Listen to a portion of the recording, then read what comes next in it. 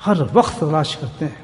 یہ ہیں خوش قسمت آدمی. خوش قسمت آدمی تو وہ ہے جو اللہ کے حرام کو حرام سمجھتا ہو، جو حلال کو حلال سمجھتا ہو.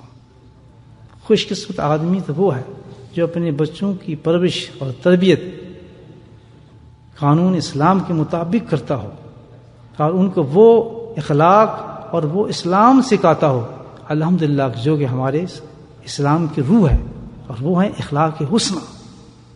ان کو بتا اس طریقے سے بچوں کی پرورش کرتا ہو. وہ خوش قسمت انسان ہے کہ یہی جنریشن اٹھ کر جب دنیا میں پھیلے الحمدللہ تو پتہ چلے کہ واقعی اسلام حقیقت میں ہے کیا.